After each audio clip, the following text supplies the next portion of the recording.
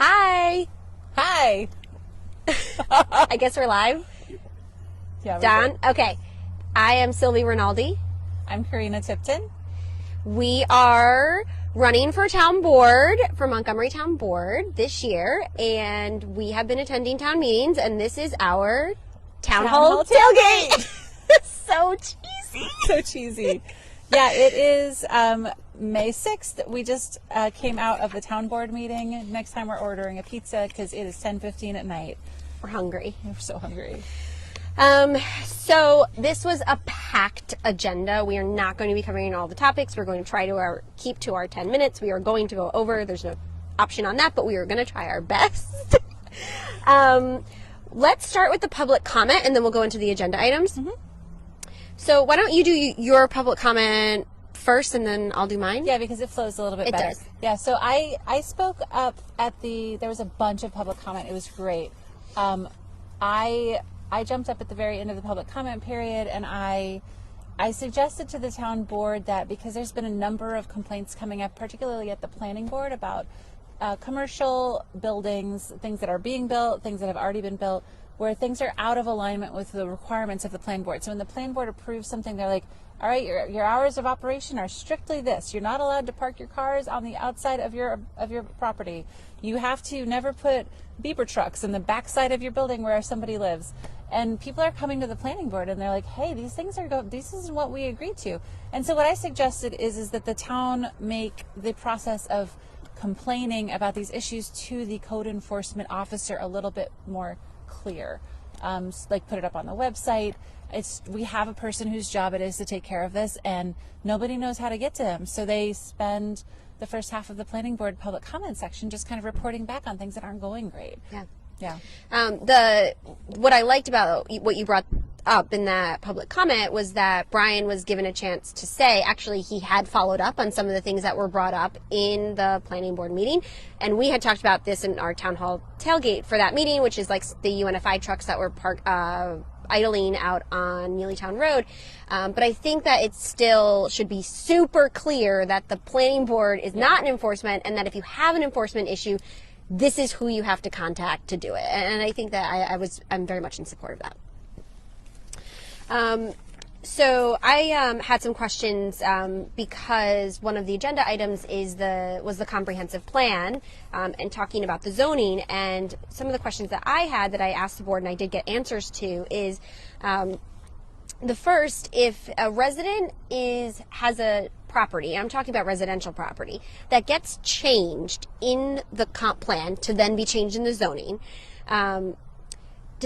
they obviously can continue to live on that land. And an example would be if you live near a crossroads and that's changed to like something like commercial crossroads, which would allow maybe a small restaurant or a small gas station or a small pharmacy or something like that, right? You don't have to move because your zoning gets changed. But if your next door neighbor, who is also changed, sells to one of those businesses, can the business come in as your next door neighbor and put that in? And the answer is yes. So I thought that was really interesting. I didn't know the answer to that. And then the other thing that I asked is for those properties that do get designated to be rezoned, again, residential properties, but I guess for any property, what is the notification requirement from the town board to let them know?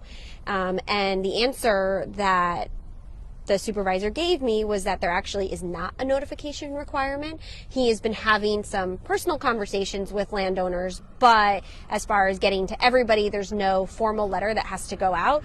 And I made the recommendation to not only notify landowners that are due for that if it's decided to change their zoning, but also for a radius around those landowners. Because if I have my house and my next door neighbor gets designated as rezoning, that is going to affect my quality of life. It's going to affect my property value, and potentially if there's any kind of safety or lighting or all that kind of stuff. Yeah. So that was the recommendation that I made in that. The other thing that came up in the public comment, I brought it up as well as many other people, was the change in zoning for Beaver Dam Road between 84 and Neelytown. There's several properties, some are homes and some are undeveloped, that do not have any kind of access to Neelytown. They're actually just designated as driveways to Beaver Dam. And we were recommending that those pieces of property be updated to be residential, which is the rural nature and character of that road. There people walk their dogs and ride their bikes. And this was actually discussed when they went over the zoning, and they recommended to change it the way we requested it. So I think they got hung up a little bit on the logistics, partly because this town board has already granted a waiver on the warehouse moratorium for RDM warehouses, which is one of those parcels, but it also has Neelytown Road frontage. Right. There's a very large big piece of the land that we're talking about. Yeah, it's a diagonal piece of property that has frontage on Beaver Dam and Neelytown. So there was a question of, well, does that one fall into the residential or the industrial? But the way we recommended it and the way that they adopted it, or at least are going to put it in the draft, is that because that piece of property has access to Neelytown, would not require any trucks to go out on Beaver Dam, that one would be okay to remain. Plus, they also have this waiver to move forward with building the warehouse. That was approved. Yeah, exactly. It's kind of like threw out the baby with the bathwater on that one. Yeah. So, all right. So let's get into the bulk of the agenda. I think this goes right into the comprehensive plan discussion. Yeah, there was a really long discussion. The town board spent a lot of time going over the map, which is on something like page 26 if you're following along at home. Not that you memorized that. I'm not sure it's page 26. It's around page 26. Okay. It's 25. Our camera person, Don Berger, Village of Montgomery. I know, I said forgot. It's 25. Okay, and also I forgot this topic. We have to get back to it. Oh, yeah, we do. Okay, but we'll do this and we'll go back. Yeah. So basically, they spent a lot of time going over the land use map. And I just want to be really clear, the land use map is not the zoning map. It's the recommendations that will then be incorporated into zoning law, which is a totally separate process from this comprehensive plan development, just to be really clear. But it's the guide. It's the guide. And the zoning law has to be in adherence with the land use map. Right. And it has to be in adherence with the recommendations of the comprehensive plan. All right, should we jump back to the last public comment that we really wanted to talk about? Yes, we should, and then we'll go back. I know it's jumping around, but I didn't want to miss it. No, it's important. Yeah. So one of the public comments that was made was about the an item called the gas station moratorium, which came up back in a town board meeting in January, and it was a request by local gas station owners in the town of Montgomery to put a moratorium or stop to future site plan review and approvals of any other gas stations in this town due to essentially waiting for the comp plan to get reviewed, but also because there are a lot of gas stations in Montgomery. And this, since January, has not really come back to be an agenda item at the town board level. So somebody made the public comment, like, what is the status of this? And it's particularly important because in front of the planning board is a gas station. Yeah. The quick check. The quick check. What I thought was really notable is the second person that came up and commented on, put out this timeline. So in January was the first time the town board talked about this moratorium for gas stations. March, they were notified that there was going to be a discussion about a moratorium for gas stations. We're in May right now, and it still hasn't happened. And it looks like it's not going to make the agenda until sometime in June. And in that time, this really large gas station on a corner with two other gas stations has come in front of the planning board. So essentially, are we kind of looking at another baby bathwater situation here? Like, did that delay is it going to impact these local business owners to have their livelihoods impacted? Yeah. And I mean, I think a fair question is, and I don't know the answer, is was it done on purpose? Meaning, was it not implemented because there's no consensus on the board to actually do a moratorium? And sometimes I feel like when that happens, like as a town resident, I wish that somebody would just say, like, we're actually not going to move forward with this. Yeah, we talked about it and we weren't in agreement. Yeah, and versus being strung along like it's going to happen. Just be upfront. Yeah. If you can. Anyway. 100%.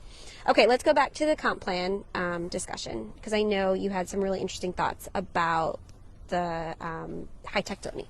Yeah, so basically there was a lot of attention on specific areas of the land use map. And I have to say, like, just editorializing as a member of the Comprehensive Plan Committee, I was really uncomfortable with how they really dug into specific parcels. Because when we were on the comp plan, we were directed to not think about specific parcels, but instead to think of this land use map as kind of like a guide for the character, like to paint what you wanted Montgomery to look like, what businesses would thrive in what areas, what's their potential in those areas.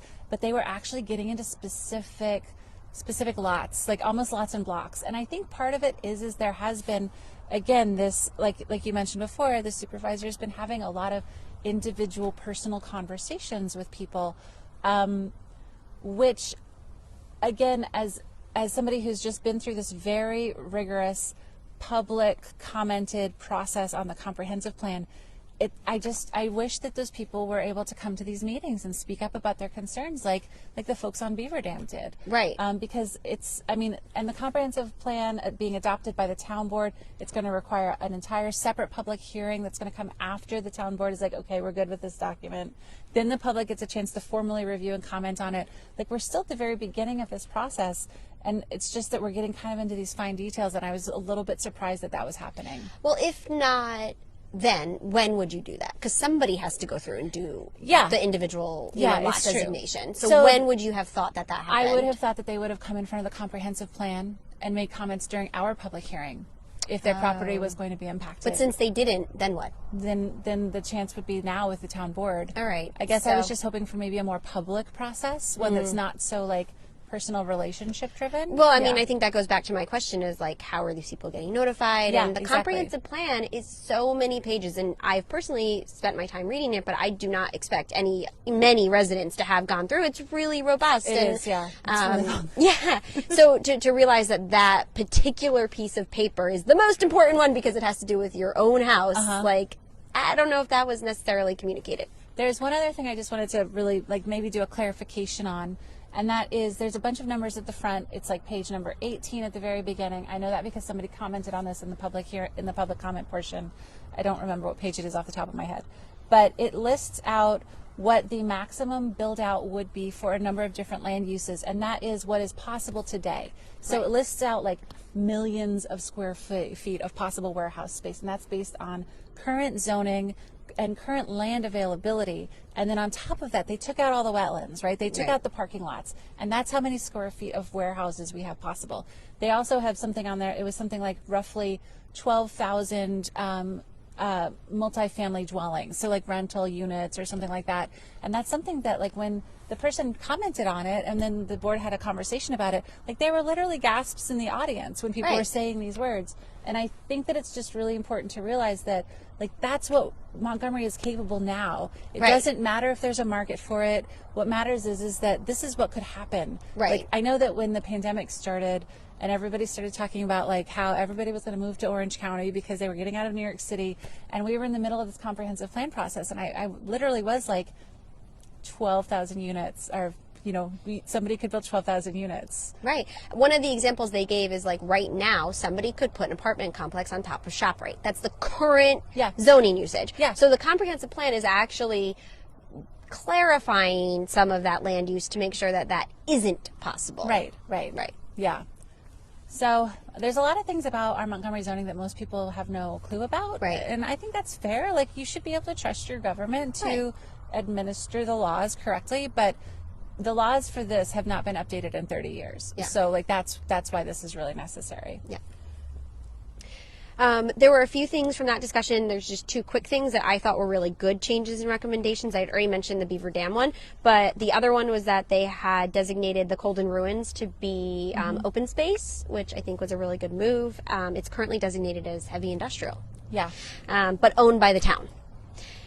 And then the other one that I thought was really interesting is that there are certain pieces of property that are undeveloped that are designated now and in the future as heavy industrial, and they want to change the wording so that if somebody came in who wanted to do high tech or aviation or some of the non-specifically heavy industrial, they would not be excluded from using that heavy industrial property. So I thought that was a really good change. It just creates a little bit more flexibility and gives some of those, I guess, other options that we'd be more likely to want for this town to come to more variety of locations. The other thing that I think the last thing I'll say about that, the discussion was there was a lot of discussion about creating more space for high tech. Yes. And there was talk about doing this over around the Orange County property that's across from the Farm Museum. Yep. They talked about putting it in around the backside of Medline, the north side of Medline, which is currently like kind of where Aidenbrook Farms is. And the high tech, the thing that I find a little bit concerning about that is like it's taking up residential space. Right. And there was also a lot of conversations with this funny, like, well, if you've got a really big lot of land and your house is on it and it's residential, but if you want to carve some of that out, because then it'll be adjacent to a property that has 17K access, why not make that high tech too? Like give the board special permission to make that call in the future. The thing that's concerning for me about this is that right now we don't have enough houses in Montgomery for the people that want to live here. Right. And I'm just talking about like people who grew up in Montgomery and they want to stay here and keep their families here. Those are the people that are having a hard time finding housing in Montgomery. Right. The Comprehensive Plan Committee did a pretty deep dive on housing availability, and the market is tight in Montgomery. It's really tight in Montgomery. So I would like to see some kind of a conversation about what the impact is going to be losing that residential property and turning it into a high-tech opportunity. Yeah.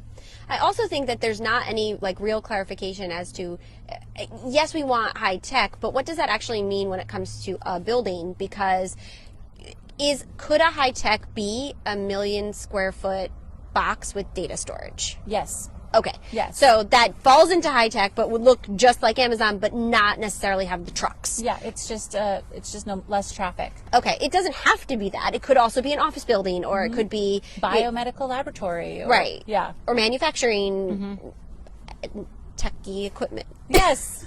Probably not chips, though. No, not chips. Okay. I think that's good to know, because when you say high tech, in theory, like you hope that there would be higher paying jobs, but something like a data storage isn't really going to have that many jobs. Right. And it's going to take up a lot of space and be a big box. A big concrete box. Okay. Yeah.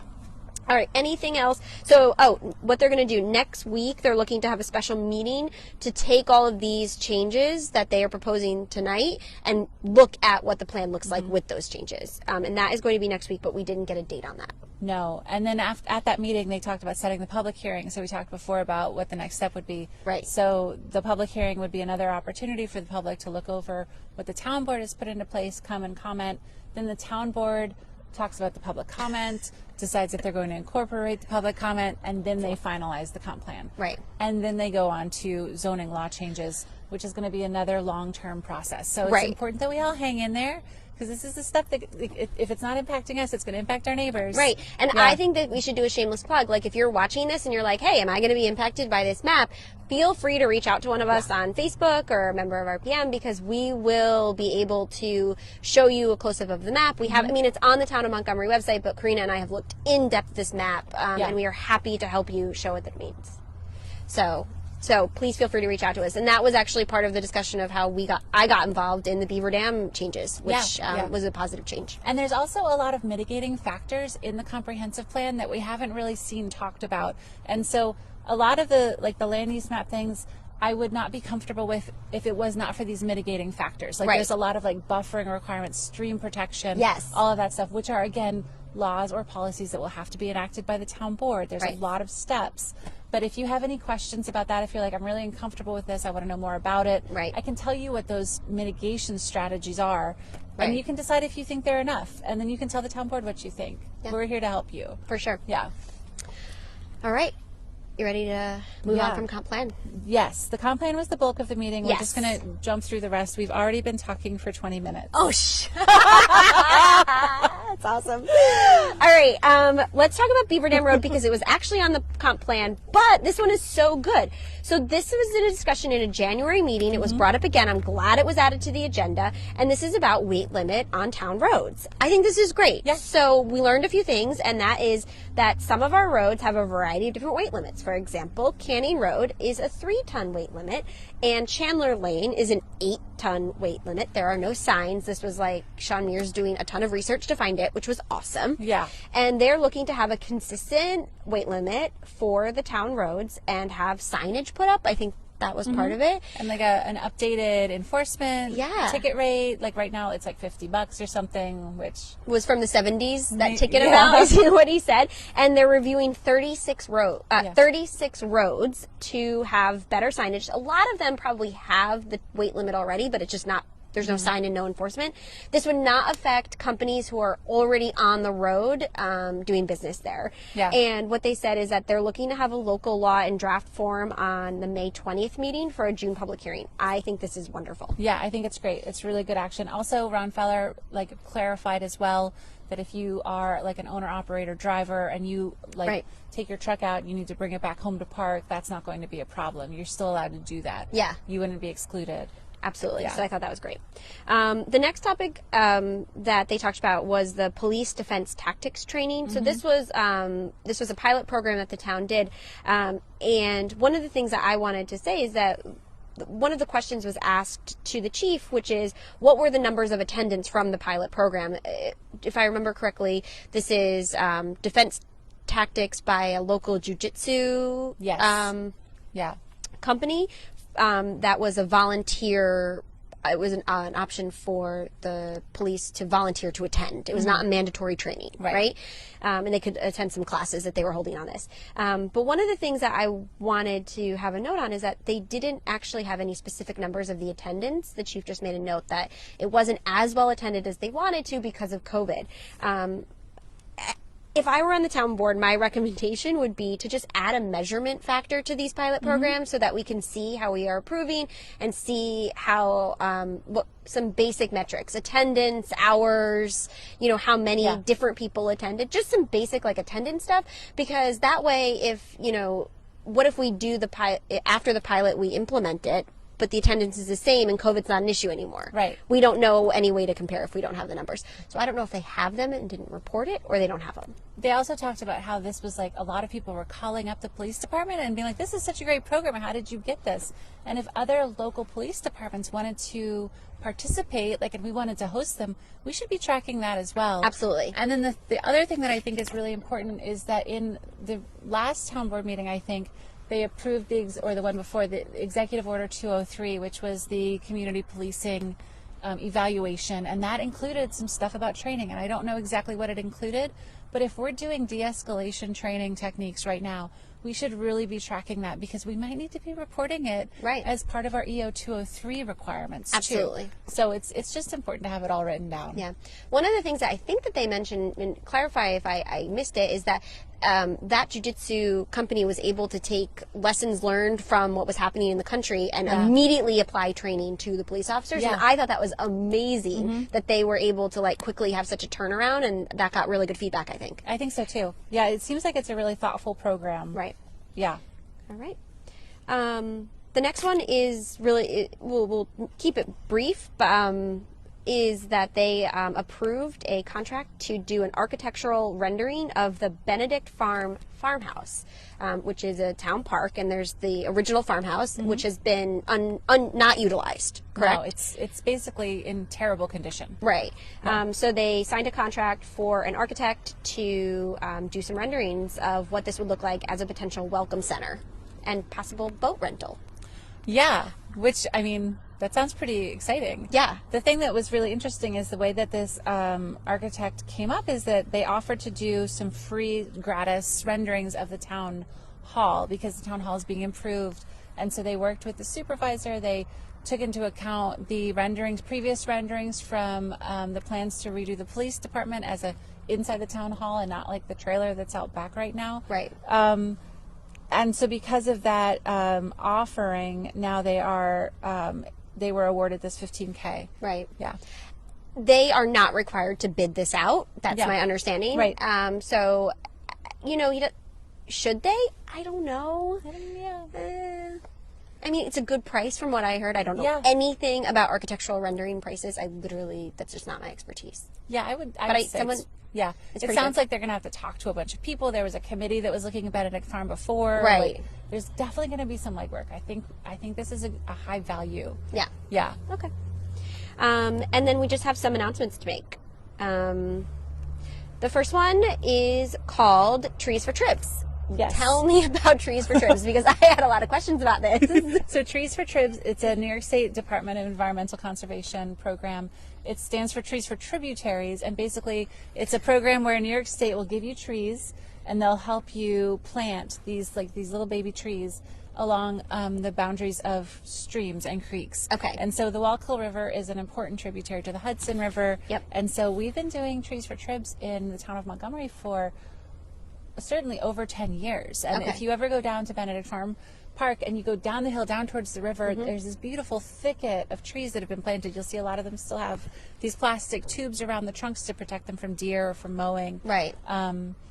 And so we're going to continue planting there. Okay, does that mean, because I plan on going, that I have to dig the holes for the trees? No, the holes will be pre-dug. Okay, so what would I be doing? You'll be literally putting trees into holes. So I would just be like, so there is heavy then, like- lifting involved. Well, they're and- little trees. Oh, they're little trees. Yeah, they're little trees. Well, I don't know. I know, didn't. This I know. is my That's why first. we're This would be talking my about first it. year. This is. When I go to Manza's and I buy a tree, sometimes it's big, It's and I not need gonna be someone as to big help as you me. are. It's going to be like smaller than your smallest child. Oh, Yeah. that's small. It's really small. Okay, Yeah. so that is Sunday, May 23rd at 10:30. Do you need to sign up for that? Yes, and if you go to the town CAC website, or like I'm actually posting this on my Facebook page as well, you can email Patricia Hennigan, who's the town CAC coordinator, to kind of Maybe let we'll her put know the you're info on the coming. comments of this. That's a great idea. That's good use of technology. So good. Sylvie. All right. So please join us for that. Yeah. I'm actually going to be out of town that weekend, so I'm Oh. just trying to make up for it by advertising it as much as possible. But how many other ones have you done? I was several, yeah. Okay, so this would be my first. I'll make sure I plant some trees for you. All right, thank you. Okay. Yeah. Bulk drop-off is next. This is one that the town clerk Tara Sickles and Highway Superintendent Sean Mears are doing. I think this is wonderful because Yeah. we don't have a bulk pickup in the town of Montgomery. And this one is May 21st and 22nd. Yeah, the information's on the town website. Basically, you can buy a permit. They're very affordable. It's like $20 for your permit. You can get 2 per household. I looked at it. The permit allows you to bring like a carload of junk to drop off, and Yeah. like a certain number of tires Right. can be included in that carload of junk. So it's a great opportunity to like go to that like spot behind your house that you pretend doesn't exist and pull like all of the tires. I'm speaking. Not for a friend. I don't I'm have anything speaking for a behind my friend. shed. No, exactly. And this is actually, if I remember correctly, the village yard sale is the 15th. So That's this is, right. you could attempt to sell your junk at the village yard sale, and then whatever you don't sell, Yes. you could bring to the bulk pickup on the 21st or the 22nd. Yeah, perfect idea. Yeah. And then the other one, which they didn't cover here, but I think is worth mentioning, is in not this week's Wallkill Valley Times, but the last week's Wallkill Valley Times. I don't know if it was in this week's. There was an advertisement from the town of Montgomery that they had openings on boards, like the planning board, The Industri- CAC. Industrial Development Agency. So if you don't get the Historical Wallkill Valley Times, Preservation.